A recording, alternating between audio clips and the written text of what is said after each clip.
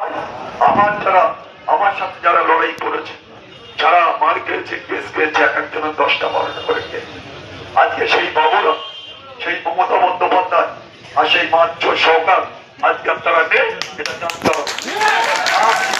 মাত্র সরকার আর মমতা বন্দ্যোপাধ্যায় হচ্ছে চোরের রানী, চোরের রানী মমতা বন্দ্যোপাধ্যায়। এরা বাংলা থেকে উঠেছে, আমরা শান্তি পেয়েছি।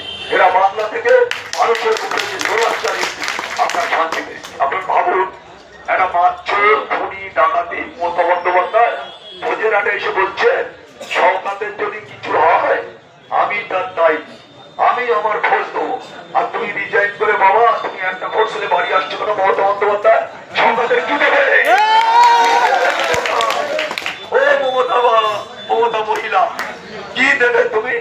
সরকার তো সিকিউরিটি তুলে দিচ্ছে, তোমার সিকিউরিটি চলে গেছে, তোমার ভাইয়েরই কি দিয়ে বাঁচাবে মমতা বন্দ্যোপাধ্যায়? চোরের রানী মমতা, বাংলার অপদার্থ মুখ্যমন্ত্রী মমতা বন্দ্যোপাধ্যায়। তাই আমরা বলি যে যারা অন্যায় অত্যাচার জুলুম করবে তাদের আমাদের দলে যায় না, জায়গা নেই। ভাইজানের দলে তাদের কোনো ঠাঁই নেই, এটা ছেড়ে রাখতে হবে। তাই সবাই কি বসছে, সবাই ঠিক আছে, কোনোভাবে তাদের ক্ষমা করবো না।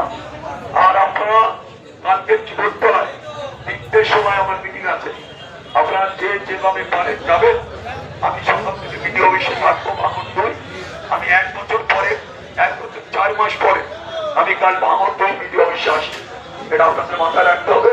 আমি ওখানে এতদিন আমি আগে আসিনি, যেহেতু দল আমাকে বহিষ্কার করেছিল। আমি পঞ্চায়েত সমিতির সভাপতি, অনেক চেষ্টা করেছে, সরকার বললো আমার হঠাতে পারেনি। কেন? 3 বছর আইন পাশ হয়েছে, 3 বছর একটা পঞ্চায়েত সমিতির সভাপতি, তাদের সরানো যাবে না মনস্তে। আর আমরা যদি কারোকে যারা যারা প্রধান, যারা দুর্নীতি করেছে, যারা আমাদের সাথে আসতে চায়, যারা ভালো, যারা কাজ করতে করেছে এলাকায়, আমরা তাদের জায়গা দেবো। এটা আপনারা ঠিক দেওয়া যাবে কিনা আপনারা বলুন? যাবে?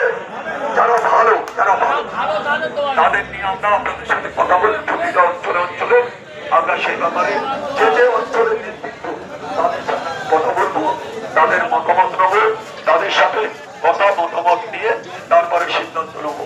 তাই আজকে আপনাদের কাছে আমার বলার, আপনারা জানেন